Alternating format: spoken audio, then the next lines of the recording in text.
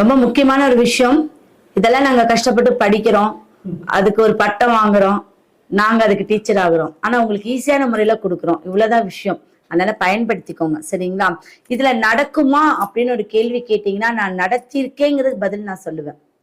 ஏன் அப்படின்னா, ஒரு சின்ன சின்ன இன்சிடென்ட்லாம் இருக்கு. இப்ப என்னோட வாழ்க்கையிலே நாங்க ஒரு ஒரு 3 மாசத்துக்கு முன்னாடி ஒரு இடத்துக்கு போனோம், நேபாள் போனோம். அப்ப போகும்போது எங்களுக்குள்ள 12 பேர் வந்தாங்க. 12 ராசி மாதிரி 12 பேர் வந்தோம்.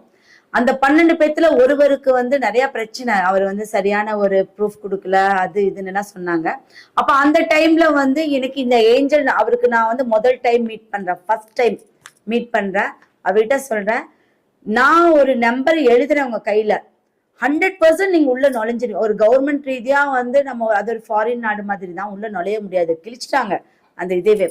அப்ப உள்ள நுழைஞ்சிருவீங்க, நான் அவ்வளோ 100% சொல்லி இந்த கான்பிடென்ட்டா இந்த நம்பரை எழுதுறேன். 10வது நிமிஷத்துல எல்லாமே மாறி அவரும் வந்துட்டாரு. புரியுதுங்களா? கண்டிப்பா இது உங்களுக்கு யூஸ்ஃபுல்லா இருக்கும். அடுத்தது, வேலை கிடைக்க. ரொம்ப முக்கியமான வேலை. ஒவ்வொரு விஷயமும் முக்கியம்தான், அதை நீங்க கரெக்டா பயன்படுத்திக்கணும். வேலை கிடைக்க.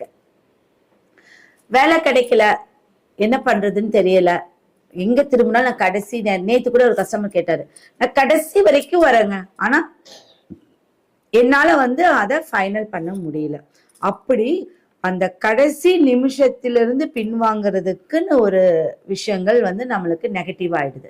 அதை எனர்ஜியா கொடுக்கக்கூடியது வேலைக்கு இருக்கக்கூடிய ஒரு சீக்ரெட் நம்பர். ஓகே, இது தாந்திரிக தேவதைகள் நம்பர்ஸ் தான். ஓகேவா? எழுதிக்கோங்க. 4 1 6 6 8 3 0. 4 1 6 6 8 3 0.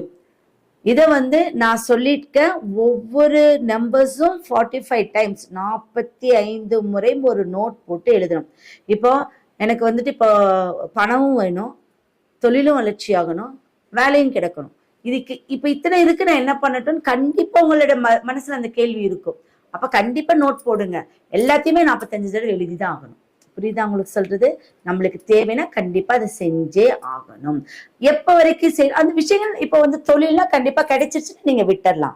ஆனா நம்மளுக்கு தொழில் வளர்ச்சிங்கிறது நம்ம முக்கியம் இல்லையா? அதுக்குதான் நான் வந்து ஒரு கடையில எழுதுறதுக்கெல்லாம் சொல்லியிருக்கேன். அதனால முயற்சி செய்து நம்ம கொஞ்சமாவது பாடுபட்டாதான் அதோடைய பலனை அனுபவிக்க முடியும்.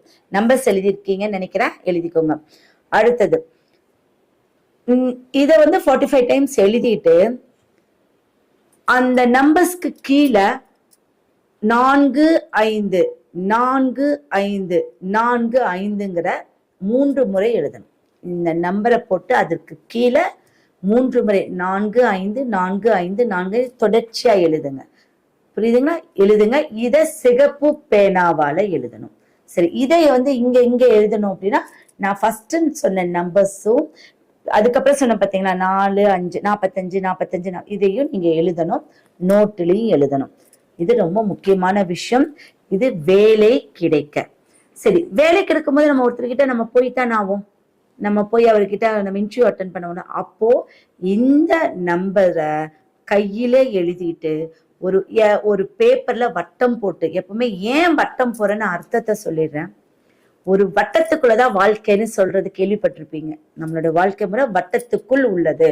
அப்போ வட்டத்தை விட்டு வெளியில போகாம உள்ளடக்கி இருக்கிறதா வட்டத்துக்குள் அப்படின்னு சொல்றோம். குருவுக்கே வளையம் அப்படின்னு சொல்றோம். அப்போ ஒரு வளையத்திற்குள் இருந்தால் நம்மளுக்கு கட்டுப்பாடு உண்டு.